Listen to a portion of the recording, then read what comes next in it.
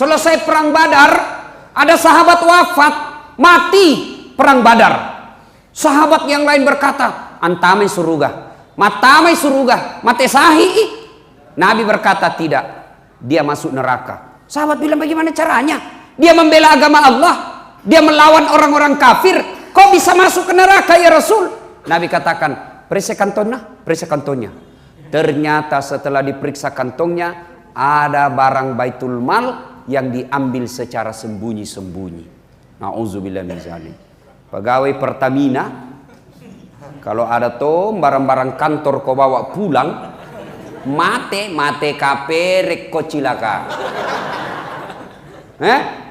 Anda yang hubbi aklil haram, suka memakan barang haram, matimu mati dalam keadaan kafir. Ini baru-baru, nah tulis depan rumahnya, siap menerima serangan fajar. DPR RI 700.000, DPR Provinsi 500.000, DPR Kabupaten Kota 300.000, jumlah suara 9, keras kehidupan bos.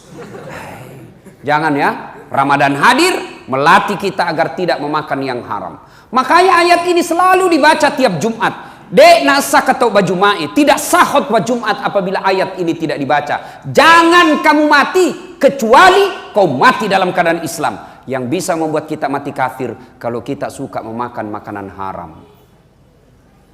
Wa qala idzan, Allah kemudian berfirman, bismillahirrahmanirrahim, ya ayyuhalladzina amanu dukhulu fis-silmi kaffatan wa la tattabi'u khutuwatis syaitan innahu lakum adu mubin. Wahai orang-orang yang beriman, masuklah engkau ke dalam Islam secara sempurna dan janganlah engkau ikuti langkah-langkah setan, karena sesungguhnya setan itu musuh yang nyata bagi kalian. Ada enggak setan di tengah-tengah kita? Ada? Bagaimana caranya bos? Nah di dalam masjid kini ada, setannya bukan pocong. Apa setan yang ada di tengah-tengah kita? Bentuknya handphone. Apa ibu? Handphone. Orang sudah ceramah masih menggesek. Setan itu HP cilaka. Simpan saya dulu itu HP. Sebentar pi lagi berWhatsApp. Ada tuh itu pura-pura foto. Padahal dalam hati tidak lihat kok HP baru. Simpan dulu HP tak. Kita dengar ceramah dulu di. Nah sudah. Ibu bapak saudara-saudara sekalian yang saya hormati. Ini kisah nyata. Abdullah bin Umar ini sahabat Nabi, anaknya Umar bin Khattab. Abdullah bin Umar pernah bercerita, kami pernah berkumpul dengan Nabi, lalu Nabi bercerita bahwa pada suatu ketika terjadilah perjalanan jauh 3 orang pemuda. 3 orang pemuda ini melakukan perjalanan musafir. Karena tiba malam, maka mereka tidur di dalam gua. Kenapa? Waktu itu belum ada penginapan. Masuklah mereka ke dalam gua, tidur. Begitu mereka tertidur, bangun, ternyata pintu gua tertutup oleh batu. Mereka mendorong, ayo, dorongi. 1, 2, 3, dorong, tidak bisa gerak. Dorong lagi, tidak bisa gerak. Dorong lagi, tidak bisa gerak. Mati maki. Tak bisa maki keluar. Tiba-tiba satu di antara mereka berkata, Mas bro, mari kita berdoa. Tidak ada yang bisa bantu kini. Sudah didorong, segala ikhtiar telah kita lakukan, upaya telah kita lakukan. Sekarang kita tinggal menunggu pertolongan Allah. Mari kita berdoa. Nah bilang yang satu, kau mau dulu, kau tahu yang paling tua. Maju orang pertama berdoa. Ya Allah, saya pernah berdagang dan daganganku jauh dari rumah, dari pasar. Rumahku jauh dari pasar. Saya berdagang jauh rumah saya dari pasar. Tapi setiap siang hari, ketika tiba saatnya makan siang, ibuku mau sholat duhur, saya jalan kaki dari pasar kembali ke rumah, berkilo-kilometer, sengaja pulang ke rumahku. Untuk apa? Menyuapi ibuku makan siang.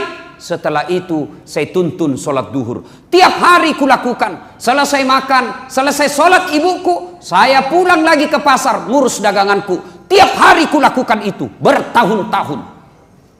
Sambil mengenang kebaikannya itu, anak muda ini berdoa, ya Allah, jika mengurus orang tua, saya bakti kepada orang tua, adalah kebaikan di sisimu dan engkau pantas membalasnya. Ya Allah, balaslah kebaikanku ini dengan mengabulkan doaku. Bismillahirrahmanirrahim. Ya Allah, buka pintu gua. Nah, dorong, goyang.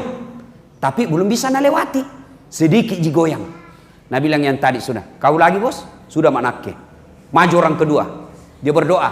Ya Allah, saya pernah mencintai sepupu satu kaliku. Kusuka sekali di sepupu satu kaliku cewek. Suatu ketika dia datang minta tolong kepadaku. Cikali. Jangan kau lagi cari di hadis cikali. Ini bahasanya jedasat. Tolong saya kodong pinjangan uangmu. Nah, bilang bisa ji. Ku pinjangan ku uangku. Tapi temani kak tidur satu malam. Bagaimana caranya? Nah, bukan kau suamiku. Terserah ji. Mau kau uang? Temani tidur. Tidak mau kau? Jangan mi. Bingung ini perempuan. Dan dia butuhkan uang itu. Akhirnya apa? Nah, bilang baiklah. Karena saya sangat membutuhkan itu uang. Oke, terima persyaratan. Waktu yang telah ditentukan. Tempat yang mereka telah sepakati. Datang. Ini perempuan mulai berpakaian rapi. Sampai digoda keliling-keliling. Akhirnya bertelanjang bulat. Saya tidak tahu juga kenapa disebut perempuan kalau tidak pakai baju disebut telanjang bulat. Tidak tahu kenapa. Kenapa tidak dibilang di telanjang segitiga? Tidak tahu apa sebabnya. Ada yang bisa jelaskan nggak? Kenapa disebut telanjang bulat? Kenapa tidak bilang telanjang segi empat? No. Telanjang bulat. Datang mini laki-laki. Dia mau sergap. Tiba-tiba dia seolah-olah melihat rambu lalu lintas. Huruf P silang warna merah. Dilarang parkir. Begitu dia mau rokok nih. Bukan tempat parkirmu di situ. Langsung dia bilang ini laki-laki. Astagfirullah. Hilap kak. Tidak jadi. Tidak boleh. Kamu bukan istriku. Kamu bukan halal buat saya. Saya tinggalkan kamu. Ini uang. Bagaimana uang? Ambil. Saya bantu kok. Tidak utang. Ikhlas saya bantu kok. Lari ini cowok. Ditinggalkan. Lalu dia berdoa. Mengenang kebaikannya itu. Ya Allah. Jika saat itu. Aku tidak melakukan zina. Aku tidak tiduri perempuan ini. Padahal kesempatan sudah terbuka lebar di depanku. Tidak kulakukan karena saya takut kepadamu ya Allah. Adalah kebaikan di sisimu. Maka tolong balaslah kebaikanku ini dengan membuka pintu gua ini. Bismillahirrahmanirrahim. Nah dorong, goyang. Tapi belum bisa lewati. Nah bilang yang paling senior. Kau lagi dek. Kau mami ini harapan tak? Maju orang ketiga berdoa. Ya Allah. Saya pernah mempunyai pegawai. Pada saat ini pegawai belum terima gaji. Dia pergi merantau. Gajinya aku simpan. Lalu gajinya tersebut aku belikan kambing. Ku beli 1 ekor kambing perempuan. Betina hamil. Tidak ada suaminya. Yang aku lagi ketawa. Tidak apa-apa di kambing tawa hamil tidak ada suaminya. Masa ada kambing akad nikah? Namanya kambing. Tidak ada suaminya ya wajar. Tapi heran tau gak sekarang. Banyak ton cewek sehingga kambing. Tidak ada suaminya hamil. Beleng-beleng. Kawin saya kok baik-baik. Kasih kurang itu uang panaikmu. Lalu dia hamil. Astagfirullah. Maksudnya ini kambing dari 1 ekor beranak pinak menjadi puluhan ekor. Lalu menjadi ratusan ekor. Ketika jumlahnya sudah ratusan ekor. Datanglah ini pegawaiku minta gajinya. Tuan, mana gajiku? Oh, kau dari mana kok? Datang merantau. Mana gajiku? Nah bilang itu kambing di lapangan. Jangan main-main. Itu kambing. Maksudnya kamu yang punya itu. Jangan main-main deh. Kamu semua yang punya itu. Itu gajimu. Saya belikan kambing beranak pinak. Ambil itu semua kambingmu. Ini orang senang. Alhamdulillah, terima kasih Tuhan. Nah ambil semua itu kambing. Tidak ada tuh nak simpan 1. Kok dalam tuh simpan ke 1. Terima kasih. Nah lengas ini pak. Lalu dia ingat kebaikannya. Ya Allah. Jika memelihara amanah adalah kebaikan di sisimu dan engkau pantas membalasnya, maka balaslah kebaikanku ini dengan mengabulkan doaku. Ya Allah, bukalah pintu gua ini. Bismillahirrahmanirrahim. Dorong, gerak. Alhamdulillah. Hebatnya lagi, 3-tiganya kemudian bisa keluar. Nah, apa hikmah dari kisah ini? Hikmahnya, 1, ternyata tidak 1 ekor manusia pun, tidak 1 kepala manusia pun di dunia ini tidak ada masalahnya. Tidak ada manusia yang tidak ada masalahnya. Ini saya lihat di depanku semua ini. Muka-muka penuh masalah. Ayo, siapa yang ada masalahnya? Yang jujur. Kasih naik tangan, saya kasih hadiah. Apa masalahmu, Dek? Hah? Hah? Mau kuliah? Sudah tamat. Mau kuliah. Siapa lagi? Kasih kau hadiah, karena aku janji kau tadi. Hadiah. Hadiah, bos. Hadiah. Siapa lagi mau sebut hadiah? Ku kasih kau hadiah. Kau sebut saja masalahmu. Apa masalahmu kau? Ini masalahnya yang Asan tadi. Dengar ini cewek. Yang Asan tadi mau tongi kawin. Masalahmu uang panai tambah-tambah. Siapa lagi? Siapa lagi yang ada masalahnya? Apa masalahmu? Mau masuk kuliah? Hadiahmu. Siapa lagi? Yang lain ada masalahnya. Apa masalah kita, Pak? Motornya ditangkap. Ini pas sudahkanya, ambil gini. Coba, kiringan. Coba. Ibu-ibu, ada masalahnya. Apa masalah kita, Bu?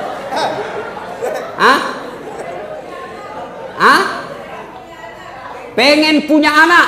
Jauh-jauh gitu, Bu. Sini ki. Nanti kiringan. Pegang di sana. Mudah-mudahan itu belikan obat barakah. Sudah mi. Coba, bos, berapa luasnya ini? Berapa luasnya ini masjid? Paling ke sini 7 meter, ke sana 7 meter. Bayangkan, Pak, luas 7 kali 7 meter.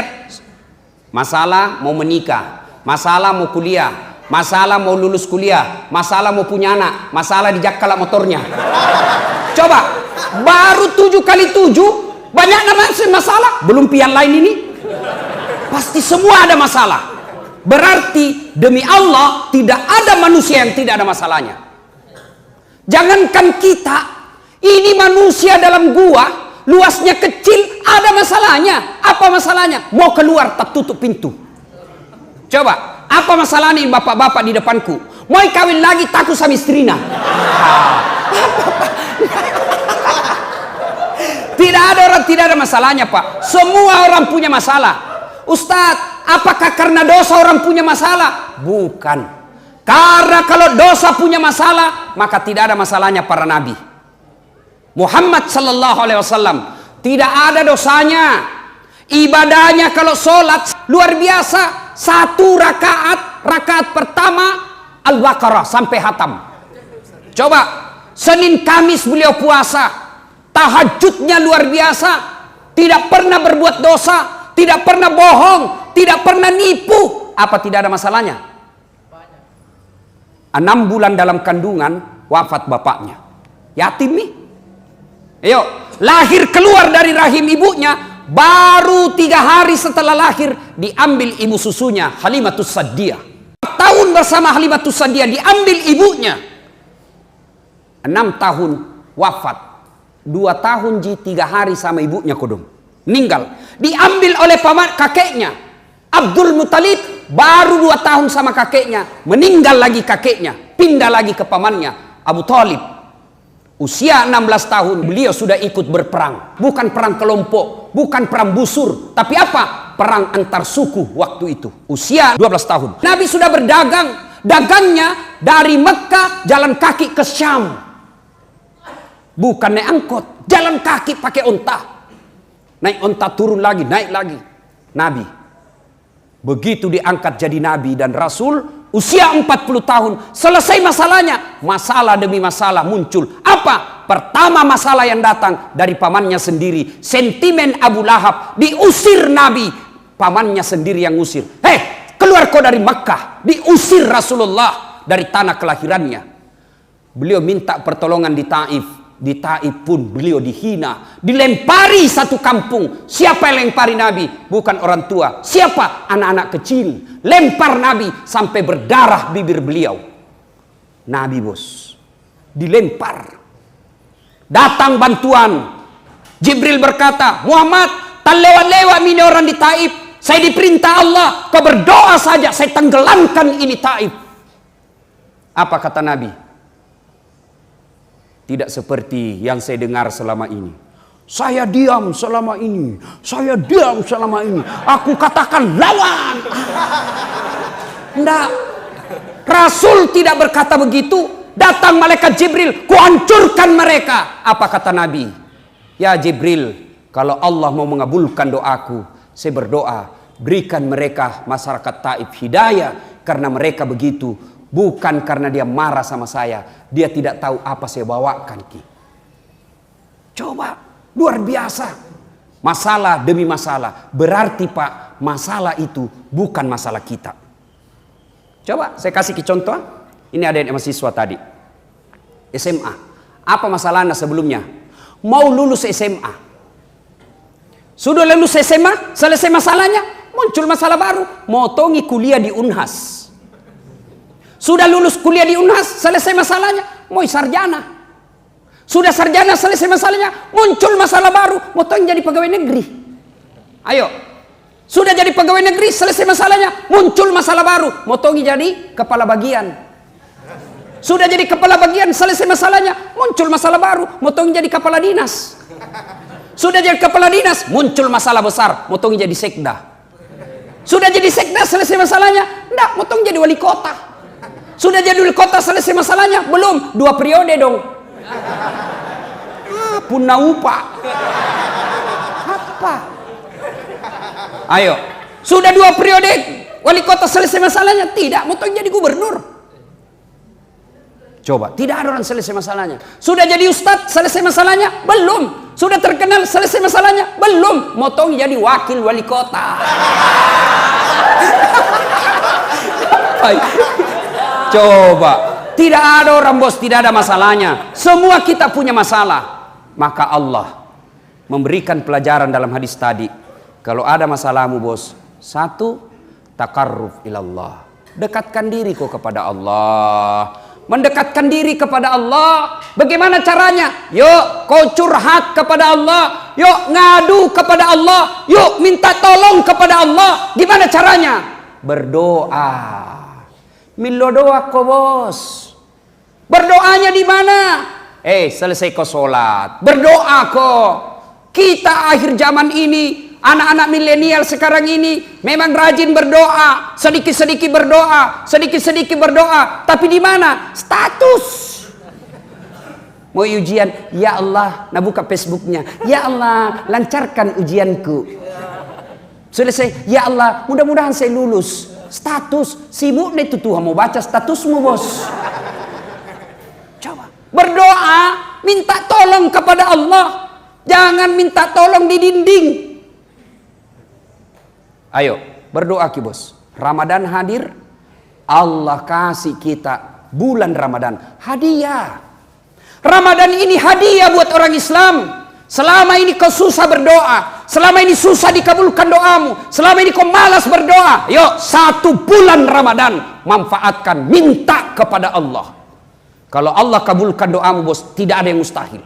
Kecil jadi anggota DPR, kecil jadi mahasiswa teladan, kecil punya mobil, kecil punya rumah, Allah cuma minta, datang kau sama saya minta, saya kasih kau. Allah janji, Allah nantang sama kita. Ud'uni astajib lakum. Minta kau kepadaku, pasti saya kabulkan. Itu janji Allah, bukan janji caleg. Deh, kalau caleg deh, anda boleh kena janji sorga, nah janji tongi sorga. Nah bagi-bagi kartu nama mana, filia, sama-sama ki anak rapo kaling.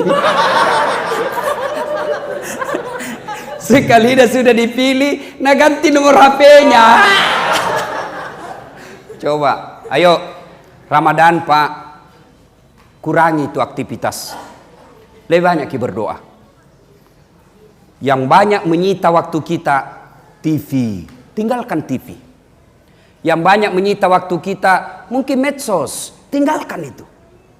Yang banyak menyita waktu kita mungkin bertetangga, tinggalkan sementara.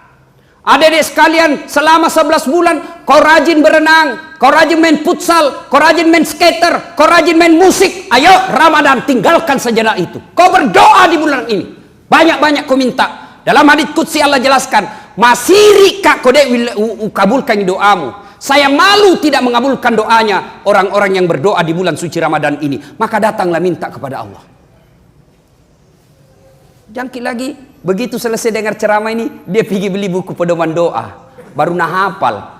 Bos, berdoa itu bukan menghafal. Berdoa itu curhat. Berdoa itu mapaletu. Jangan kau berdoa kau tidak tahu apa kau baca. Amin. Doa mode silent. Tidak harus bahasa Arab, bos. Daripada bahasa Arab kau tidak tahu artinya, bingungi malaikat nanti. Nah, bilang malaikat apa maksudnya ini? Mau minta jodoh ternyata dia minta hujan. Ayo berdoa, silakan pakai bahasamu. Belajar dari kisah tadi, ada masalah takarruf ilallah. Dekatkan diri kepada Allah dengan cara apa? Yuk berdoa. Manfaatkan bulan suci Ramadan ini, tinggalkan segedap godaan-godaan dunia, tinggalkan segedap ini apa permainan-permainan kita, manfaatkan banyak berdoa. Pilih-pilih waktu-waktu yang mustajab berdoa. Di bulan Ramadan mustajab berdoa, selesai sholat asar nunggu maghrib. Maka jelang buka puasa, di situ doa paling mustajab. Maka banyaklah minta pada saat itu. Tidak harus bos bahasa Arab, curhat kok. Ya Allah, engkau tahu nafsuku sangat tinggi. Ya Allah, ada yang ku suka, tapi mau tongi sama saya, tapi mau muntah. Curhat. Ya Allah, engkau melarangku berzina. Aku tidak mampu lagi tidak berzina, ya Allah. Engkau memerintahkan mengikuti sunnah menikah, ya Allah. Tapi apa boleh buat? Jodohku belum kelihatan, ya Allah. Ya Allah, bukakan pintu jodohku. Jika memang dia jodohku, ya Allah, berikan kemampuan bagiku untuk mendapatkannya. Satukan hatiku dan hatinya. Jika dia tidak cocok bagiku, ya Allah, dan hanya membawa bencana bagi saya, ya Allah, jauhkan hatiku dan hatinya, dan berikan kemampuan bagiku untuk melupakannya. Kayak itu susah tong itu Pak, kalau ada disuka tidak susah dilupa. Mau ki makan, diingat misede. Mau ki tidur, diingat misede. Mau ki mandi, diingat misede. Itu bingung juga. Makanya kita berdoa, ya Allah, berikan kemampuan bagiku untuk melupakannya. Ada yang dijakkal motoronnya. Berdoa ki, ya Allah, mudah-mudahan yang jakkal lagi nanti, ya Allah. Nggapai Lailatul Qadar nak masih nak kasih ke motorku gratis. Tidak ada yang mustahil kalau Allah yang kabulkan. Mintalah.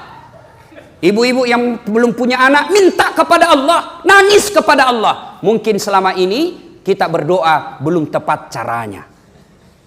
Nah, sudah makin berdoa dengan baik Ustadz. Ternyata yang saya minta tidak dikabulkan, sangka baik.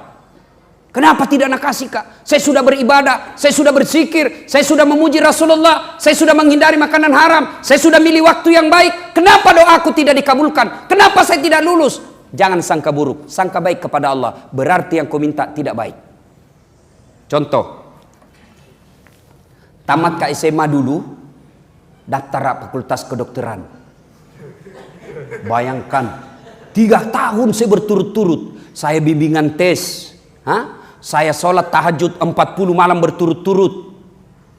Ibu bapakku doakan Kak, saya nasar puasa kalau lulus puasa Kak 7 hari. Saya ikut tamat SMA juara umum 2 Kak.